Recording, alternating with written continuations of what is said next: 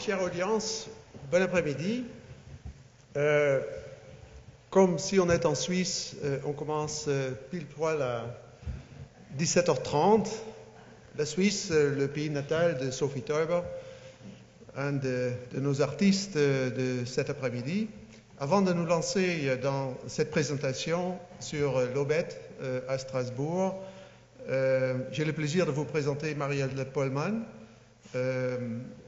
experte en matière des couleurs, notamment de l'architecture moderne, auprès des monuments historiques, le service du ministère de la Culture aux Pays-Bas. Et en parallèle, elle est également enseignante à l'Université d'Amsterdam dans le même domaine. Moi-même, je suis en partie son interprète de cet après-midi. Et puis, je suis ici dans la qualité, entre-temps, ancienne qualité de président de l'association Theo van Doesburg à Strasbourg, un organisme qui s'investit dans la conservation et la restauration de l'Aubette. L'Aubette, donc, monument historique en quelque sorte partagé avec les Pays-Bas, dans la mesure où cette œuvre, du moins pour la partie qui appartient à Theo van Doesburg, fait partie de notre patrimoine culturel partagé avec la France. Partagé comme, bien sûr, le bâtiment se trouve en Alsace, à Strasbourg, mais surtout du fait que pour le mouvement du style aux Pays-Bas, dont Theo van Doesburg était le grand animateur, c'est un des œuvres phares, pour ne pas dire emblématique, à tel point qu'on pourrait dire que l'Aubette est mondialement connu, surtout aux Pays-Bas, peut-être moins à Strasbourg même. C'est sous cet angle, cette perspective que nous allons, disons, dévoiler un peu les caractéristiques de cette œuvre et notamment le projet de restauration qui a eu lieu en deux étapes. Premièrement, aux alentours de 1994 pour la première salle que nous allons voir tout de suite, et puis la deuxième étape qui s'est terminée en 2006 avec la restauration des seules salles encore restaurées à ce jour. Il s'agit d'une œuvre de trois artistes. À commencer peut-être par la dame, Sophie Teuber-Arp, qui, en tant que conjointe de Hans Arp, connaissait bien Strasbourg et a trouvé, disons, les contacts nécessaires avec les promoteurs du grand projet de l'Aubette, les frères Horn. Cet exercice se situe dans une période presque haussmannienne à Strasbourg où la ville était, disons, les entrepreneurs étaient très intéressés en, disons, créer de grands espaces au centre-ville complètement asphyxiés par les constructions. Et donc, il y avait plein de possibilités de réinvestir et de faire revivre le cœur de cette ville. L'Aubette, à la place Kléber, était au cœur de ce projet. Et puis, il faut reconnaître que Strasbourg, à cet égard, donc à l'égard du développement de l'urbanisme, mais aussi du développement de l'art, se trouvait parfaitement à cheval entre Berlin et Paris, pour des raisons différentes et à des dimensions différentes. Et donc, il y avait une tentative de faire venir à Strasbourg quelque chose de cet esprit qui régnait dans cette période entre les deux guerres, dans ces deux grandes métropoles. Les protagonistes, les frères Horn, André le pharmacien et Paul l'architecte, étaient des grands amateurs d'art et c'est aussi à cet égard qu'ils étaient, disons, au jour le jour en contact avec la scène culturelle à Strasbourg. Ça a duré extrêmement longtemps pour que, disons, l'importance de ces salles et de cet édifice était reconnue à Strasbourg. C'était grâce, je crois, à la majorité dirigée par Catherine Trottmann à la fin des années 80, début des années 90, qu'un premier pas a été fait avec la restauration du Cinébal, suivi par la nouvelle majorité qui a suivi, de Robert Grossman et de Fabien Keller, avec l'appui notamment de Fabrice Ergotte, à l'époque directeur des musées de Strasbourg et actuellement à Paris, à l'hôtel, au musée de la ville, le musée de l'art moderne de la ville de Paris. Je cite à cette occasion tout de suite les autres, disons, partenaires dans le projet de restauration: Olivier Ditsch, l'architecte de la ville de Strasbourg, Daniel Guémard, qui représentait, disons, la DRAC, ensemble avec Simon Piéchaud, et puis, pour ne pas l'oublier, le comité scientifique composé d'Evert van Straten, à l'époque directeur de Kröller-Müller aux Pays-Bas et grand connaisseur de l'œuvre de Theo van Doesburg, appuyé par Isabelle Ewick, maître de conférence à la Sorbonne, et Marielle Polman en tant que chercheuse, notamment au niveau des couleurs. Ici, vous voyez le bâtiment, la façade de Blondel, 18e siècle, conçu comme d'abord une caserne, d'où le nom Aubette. Ça se réfère à l'aube et la présentation des armes à la levée du jour. Et puis,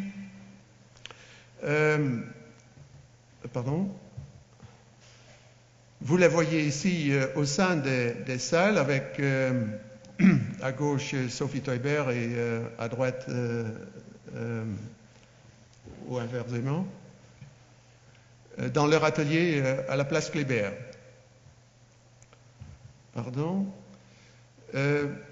Theo van Doesburg, également dans le Cinébal. Nous allons découvrir d'autres images encore après. L'image à côté avec le peintre est importante dans la mesure où cette image montre bien que lorsqu'on parle d'un ouvrage d'art, c'était bien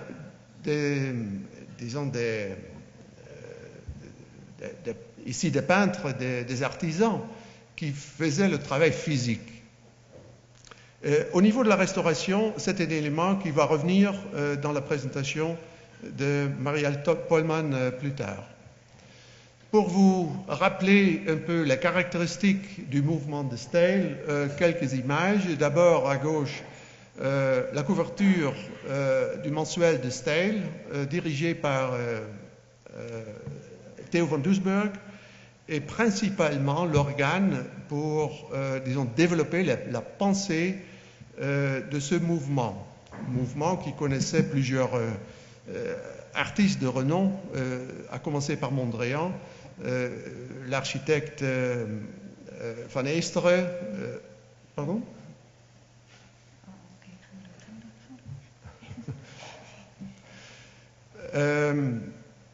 Et peut-être Rietveld, dont vous voyez en bas son œuvre, disons, emblématique à Utrecht, classée monument patrimoine mondial entre-temps, avec à droite l'intérieur.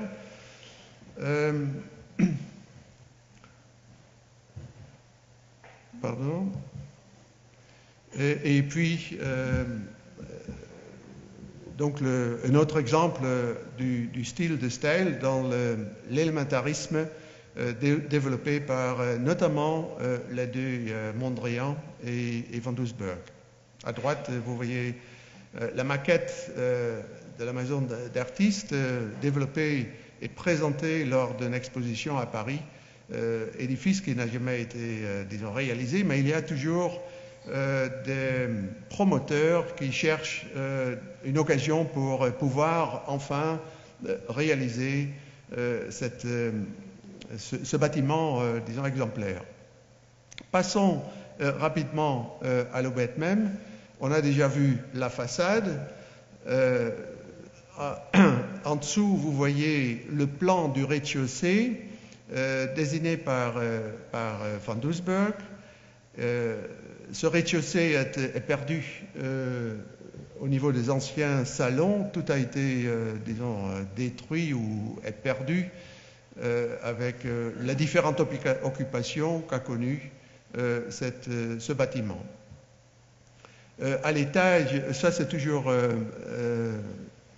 le rez-de-chaussée, avec des images à gauche en haut du 5 o'clock de Sophie Teuber et le café-restaurant conçu par Theo van Doesburg y inclut son mobilier. Petit détail, peut-être c'est connu chez vous, mais c'était un ensemble qu'on appelle le Gesamtkunstwerk, où les artistes ne se sont pas limités, si vous voulez, à la décoration des espaces, mais ont compris dans leur activité l'ensemble de l'opération, y inclut le mobilier, la faisselle, enfin tout le lettrage. Il y avait le tout compris dans leur projet. En bas, une image du caveau dancing de Hans Arp. Vous connaissez sans doute son style prémorphologique. Ici, on monte à l'étage avec à gauche le cinébal, au milieu le bar et à droite la salle des fêtes et à droite en bas l'escalier où en fait les artistes ont largement travaillé ensemble. Permettez-moi de rajouter quelques mots sur les caractéristiques notamment de l'œuvre de Theo van Doesburg. Si l'œuvre est très connue aux Pays-Bas, ça vient aussi du fait que Theo van Doesburg a beaucoup écrit, a beaucoup développé sur ce qu'il a réalisé à Strasbourg et beaucoup moins les deux autres artistes. C'est pourquoi peut-être les quelques salles conçues par Theo van Doesburg viennent toujours sur le devant. Ça vient aussi, je crois que lui, dans son approche, était le plus extrême. Il a développé toute une théorie à cette activité qui consiste d'appliquer les principes de l'élémentarisme aux trois dimensions, donc dans l'espace. Ce qui est important chez lui, c'est la place de la couleur. Pour lui, la couleur n'est pas un détail ou un aspect secondaire, mais est à la hauteur de l'architecture même et donc est au cœur de la création. Et à tel point que la couleur doit en fait créer, ensemble avec la géométrie de l'espace, la création. Ce n'est pas donc des dimensions disons physiques qui font l'architecture, c'est la couleur qui donne en fait l'âme à cet espace qui crée l'atmosphère représentée par l'architecture. Cette sensibilité pour la couleur, et si vous voyez, disons, les murs et les plafonds, pour ne pas dire la décoration, parce qu'il n'a pas du tout présenté de cette manière, vous comprenez à quel point le travail de recherche nécessaire pour reconstituer ces deux salons, cinébal notamment et salle des fêtes, était important. À ce point, je crois qu'il importe maintenant de passer la parole à Marielle Pohlmann. Et là, je transfère mon rôle en interprète parce qu'elle présentera son discours principalement en langue néerlandaise. Dernière image, la façade à l'époque, dans les années 20 et 30, et vous voyez bien, on aurait pu dire que cette image vient quelque part de Paris. Je peux vous assurer, à ce jour, on ne trouve pas une telle situation, une telle ambiance dans cette belle ville, d'ailleurs, à l'est de la France.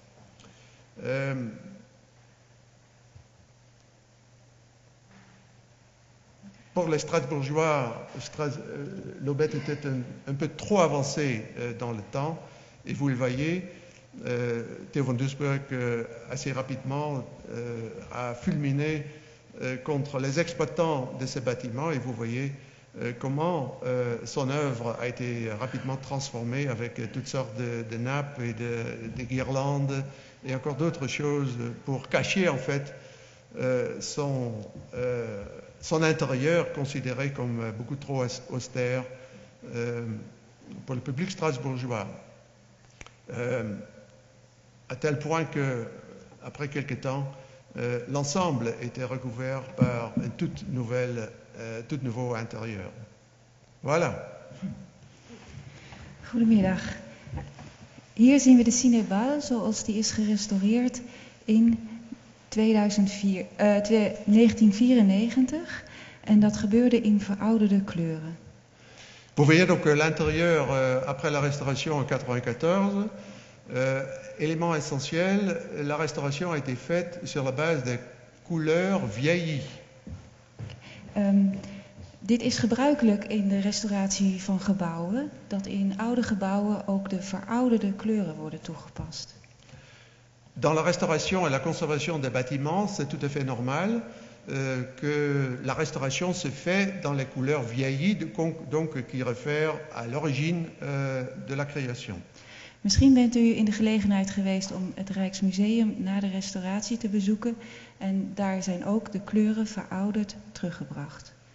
Elle cite l'exemple du Rijksmuseum à Amsterdam, où les couleurs ont été, disons, renvoyées à la période de la construction de ce musée. De originele stuklagen in deze zaal zijn afgeplakt met papier en daaroverheen zijn de kleuren geschilderd. Dans cette salle, les surfaces d'origine ont été recouvertes de papier et c'est le papier qui a été peint dans les couleurs donc vieillies. Van Doesburg wilde dat je onderdeel werd van het kunstwerk.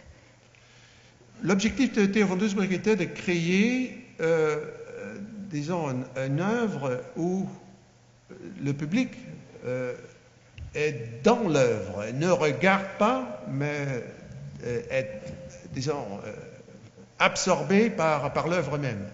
En het ziet er geweldig uit als je binnenkomt. Ça impressionne lorsqu'on y entre. Maar aan detail zie je dat het mat is, dat je het papier ziet, dat je de textuur van het papier ziet.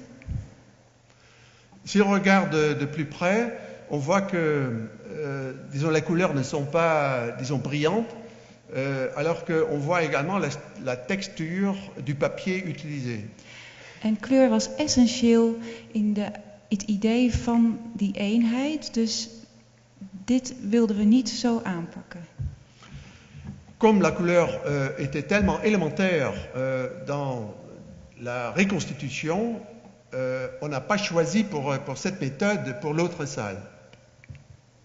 Dit was de salle de fête voor aanvang. Voici la salle de fête au moment du démarrage de la deuxième étape de la restauration. Het was mogelijk geweest om de grijze laag weg te halen en te restaureren, de zaal te restaureren. Il était en principe possible de, disons, faire revenir la couche d'origine en gris et de poursuivre la restauration de cette manière. Maar omdat het was uitgevoerd door schilders, is ervoor gekozen om echt voor de heldere kleuren te gaan en het te reconstrueren. Et ici, on revient à cette image où les peintres étaient en train de peindre les salles. On n'a pas voulu donc poursuivre la restauration sur la base du travail des artisans de l'époque, mais on a décidé de choisir, d'opter pour faire revenir la couleur d'origine ici de Theo van Doesburg. En het zou gebeuren op stuk. Et ça a été fait sur du stuc. Een nieuwe laag erop. Voilà, donc le même matériau qui était utilisé à l'origine. De kleuren zijn bekend omdat Van Doesburg hele goede ontwerptekeningen heeft gemaakt. La couleur était connue, comme Theo van Doesburg à l'époque a tout dessiné dans des plans assez détaillés. En het is ook bekend uit foto's dat die kleuren heel hoge glansgraad hadden. Il est également connu que ces couleurs avaient une très haut degré de brillance à travers les photos. Vous le voyez ici. En wat we ook wilden weten was van wat zijn nou precies de verven die Van Doesburg heeft gebruikt. Ensuite, on a examiné en détail quelle peinture Theo van Doesburg avait utilisée pour son travail. En dat gebeurde door middel van stratigrafisch onderzoek en laboratoriumonderzoek. Ça a été réalisé à travers des stratigraphies et des examens en laboratoire. Hier ziet u hoe dat in zijn werk gaat. Links ziet u de dwarsdoorsnede van onder de microscoop en rechts ziet u de stratigrafie. À gauche, vous voyez les coupures d'en dessous de le microscope et à droite les stratigraphies. Van Doesburg, u ziet eerst een... ik ga even terug. U ziet eerst een grijs-roze laag. Là, vous voyez une couche gris-rose. Et puis 2 couches de base en blanc.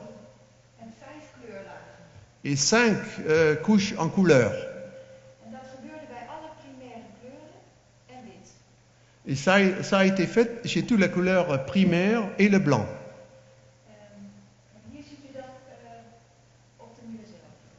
Et là, vous voyez la stratigraphie telle que trouvée sur le mur. Het grijs en het zwart had maar 2 in de grond, 1 witte grondlaag. Le gris et le noir n'avaient qu'une seule couche de base. Van Doesburg wilde dat de kleuren dus heel helder en sprankelend waren. Il voulait que les couleurs étaient très, très vives et très, disons, voilà, vivantes.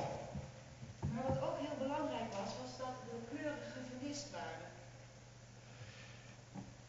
Les couleurs étaient aussi assorties d'une couche de vernis. En hier ziet u een proef waarin u ziet dat de vernis heel erg verouderd en vergeeld was. Donc là, vous voyez un exemple avec et sans vernis. Au milieu, c'est sans vernis et autour, c'est donc avec la couche de vernis. En dat had dus een grote invloed op hoe je de verouderde kleur zag. Et donc, c'est ce vernis qui détermine largement comment on a, comment on voit, comment on apprécie la couleur en dessous. Hier ziet u een voorbeeld van de 2 gele kleuren die Van Doesburg gebruikte. Voici un exemple des 2 couleurs jaunes. En wat heel bijzonder was bij de verflaagopbouw.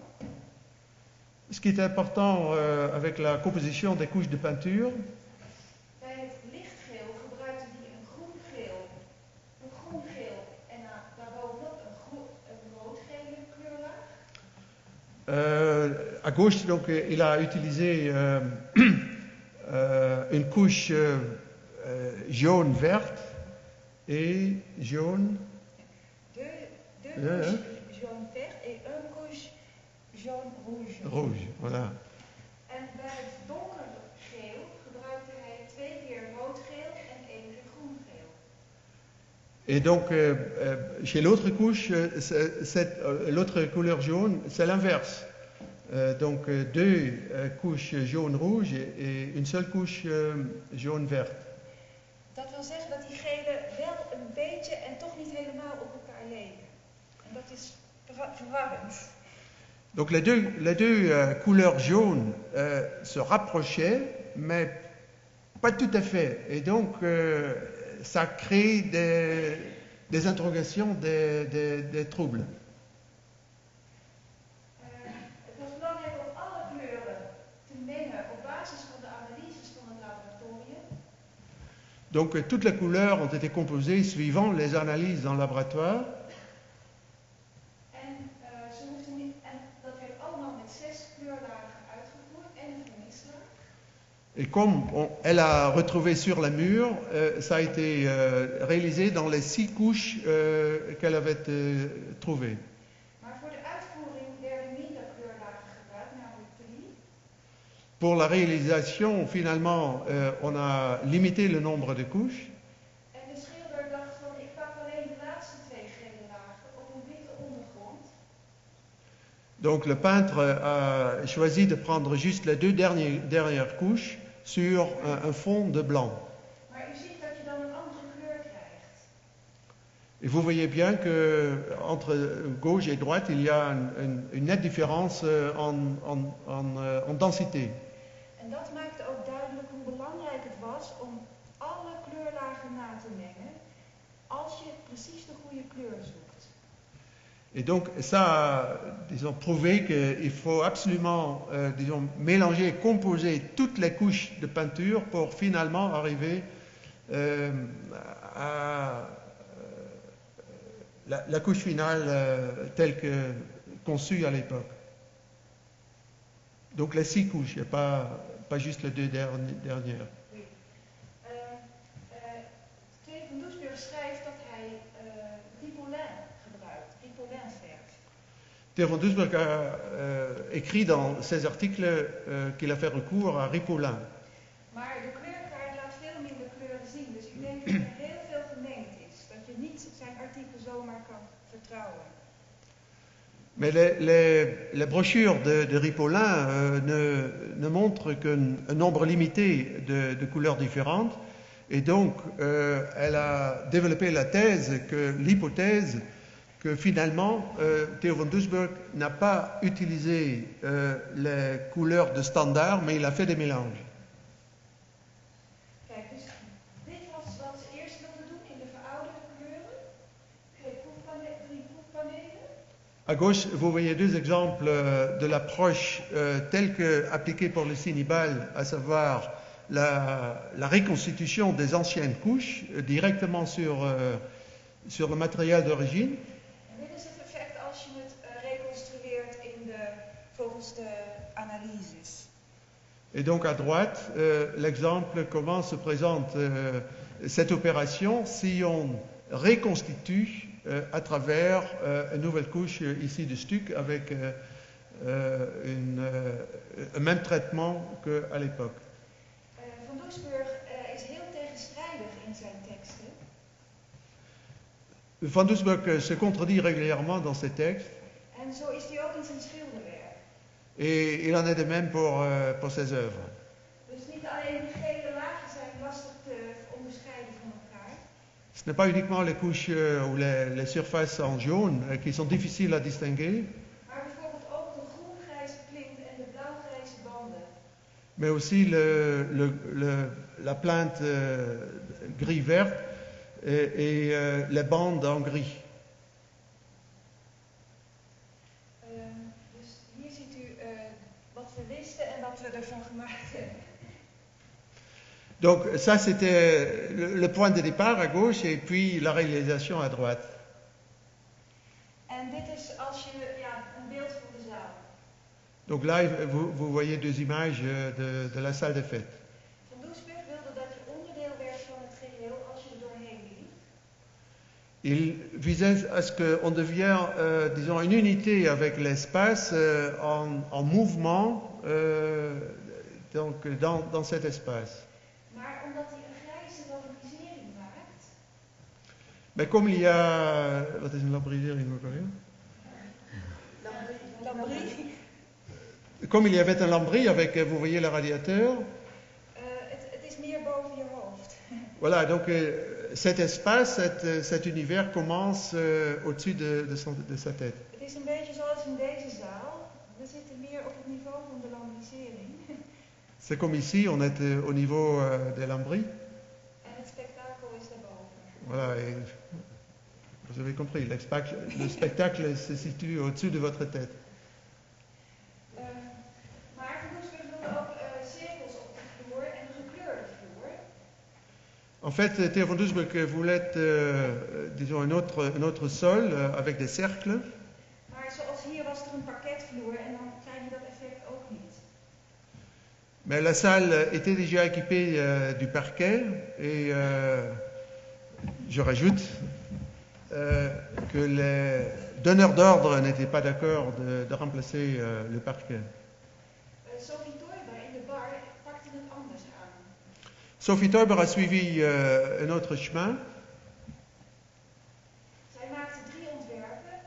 Eerst deze, dit is de vloer, de wanden en het plafond. Elle a fait 3 projets, dont ici le premier, avec le sol et les murs, ainsi que le plafond. Ça, c'est Tweede plan. le deuxième plan. Dit werd uitgevoerd, Ce plan a été réalisé, maar werd overgeschilderd en daarvan is geen tekening bewaard gebleven. mais a été refait sur place sans qu'on ait, disons, développé un plan. Door het onderzoek hadden we een paar vragen die we op konden lossen. La recherche a permis, disons, quelques conclusions et encore quelques questions qu'on a résolues par la suite. Oui. En het blijkt dan uit het kleuronderzoek met de monsters en de stratigrafie dat het tweede ontwerp veel kleuriger was dan het derde ontwerp. Dat werd niet alleen overgeschilderd in patroon, maar ook in grijze kleuren. Donc le deuxième projet était beaucoup plus développé que ce qui a été réalisé par la suite. Dus allerlei grijs en één rood gebruikt zij. Différentes couches de gris. Voilà. En dit is het resultaat. Voici le résultat. Zij gebruikte maar 2 verflagen om de kleur te maken. Elle n'a utilisé que 2 couches pour la réalisation de cette salle. Maar het interessante is, omdat die vloer ook gekleurd is, Mais comme le sol est également en couleur, krijg je veel meer het effect dat je inderdaad onderdeel uitmaakt van die kunst. il y a beaucoup plus cet effet qu'on est à l'intérieur de l'œuvre d'art.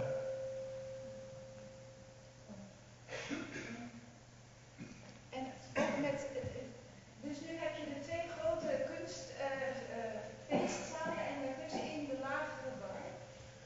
Donc, si vous voyez un peu la configuration à l'étage, à gauche la salle de fête, à droite le cinébal et au milieu le bar de Sophie Teuber. En dankzij de reconstructie in heldere kleuren, Grâce à la reconstitution dans des couleurs vives, kun je zien dat de bedoeling was dat je 2 kleurrijke zalen had en een grijze kleur ertussenin. on peut bien voir que c'était envisagé d'avoir deux salles aux extrémités, disons, très présentes et très vives, avec une salle au milieu plus modérée. En dit effect was veel minder groot geweest als we het helemaal in verouderde kleuren hadden uitgevoerd. Cet effet était beaucoup moindre si les salles auraient été, disons, reconstituées dans les couleurs vieillies de l'époque. De trap was een samenwerking tussen de 3 kunstenaars. L'escalier était disons, un partenariat entre les 3. De architectuur werd ontworpen door Theo van Doesburg. L'architecture vient de Theo van Doesburg. En de schilderingen door Hans Arp. La peinture de Hans Arp. En daar komt bruining voor en dat was vreemd, want de stijl is bekend voor de 3 primaire kleuren. Rood, blauw en geel. En de niet-kleuren zwart, wit en grijs. Dus hoe komen ze nu aan bruin? Pour le style, on a fait recours à des couleurs primaires, donc rouge, jaune et bleu. et puis le blanc, le gris et le noir. Donc la question se pose, d'où vient le brun? Nou, als je goed kijkt, zie je dat beide kunstenaars bruin in hun schilderijen gebruiken. Dus het is meer het idee dat we hebben. Als je kijkt, gebruiken ze wel degelijk bruin. Si on regarde de plus près, on constate que à la fois Hans Arp, mais aussi Theo van Doesburg ont utilisé le brun dans leurs œuvres. En we weten het omdat het raam was ontworpen door Sophie Teuber. On le sait aussi, comme les vitraux ont été développés par Sophie Teuber, Voor het appartement van qui a également fait, disons, les vitraux dans l'appartement de Paul Horn. En ook hier hebben we het bruin en het blauw gevonden en dat nageschilderd. Et là, sur le mur, on a trouvé le brun et le bleu Opnieuw in 2 kleurlagen. en 2 couches. En interessant is dat je ziet dat Sophie Teuber gebruikt een dansstaal, la bang. En het maakt ook een soort beweging naar boven toe, die banen. Dus op de trap heb je echt die verticaliteit. Sophie Teuber, qui était également danseuse, a dans ses œuvres utilisé le langage de Laban. Et là, ici, dans l'escalier, on voit clairement le mouvement vers le haut par ces traits verticaux. Hier ziet u het resultaat.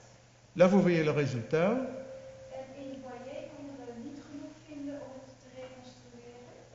Le foyer, c'est l'espace en face. Il n'y avait pas suffisamment d'indices pour permettre une reconstitution. Maar de expositie is wel geïnspireerd door de schildering. En daarmee wordt het wel weer een mooi geheel. L'exposition est quand même inspirée par disons, les autres salles et fait un bon ensemble. C'est un ensemble cohérent. Dus hier ziet u hoe de object er nu uitziet. Ici, vous voyez l'Aubette dans son état actuel. En het is geopend, dus u kunt daarheen gaan om het te bezoeken en te ervaren. Voilà, c'est ouvert, c'est exploité par le musée de Strasbourg et, si j'ai pu me permettre, les mercredis, jeudi, vendredi et samedi, c'est ouvert, les après-midi. En u kunt dan ook zien het verschil tussen de revolutionaire reconstructie in heldere kleuren en de traditionele reconstructie in oudere kleuren. Vous pouvez apprécier vous-même donc la différence entre les deux approches de reconstitution et de restauration du Cinébal dans les couleurs vieillies et dans les autres salles dans les couleurs, disons, fraîches. Omdat het zo ontzettend belangrijk blijkt om op basis van heel goed onderzoek te kijken hoe Van Doesburg en andere kunstenaars uit die tijd hebben gewerkt. Comme il est extrêmement important de continuer de faire de la recherche sur les méthodes appliquées par ici Theo van Doesburg à l'époque, Zijn we heel erg blij dat we deze zomer ander werk van Theo van Doesburg op deze wijze gaan onderzoeken in Villa Noailles in Dieppe. on est très heureux de pouvoir poursuivre cette activité cet été en Hyères, dans la Villa Noailles. Ronnie Teunissen en Martine Postma de Boer zijn hier ook aanwezig. En morgen spreekt Stefan Baudin. En we zijn heel blij dat we opnieuw een Nederlands-Franse samenwerking gaan maken. Cet après-midi, Madame Teunissen et Postma de Boer sont également présentes. Et demain, Monsieur Stéphane Boudin parle. Et donc, on est extrêmement heureux que ce projet de partenariat de Strasbourg aura une suite ici en liaison avec la Villa Noailles à Hyères cet été. Wij denken dat de kennis van het materiaal ontzettend belangrijk is, ook nu nog om deze architectuur te begrijpen. Nous croyons que la connaissance des matériaux utilisés est importante pour comprendre l'architecture de l'époque. Dank u wel voor uw aandacht. Merci pour votre attention.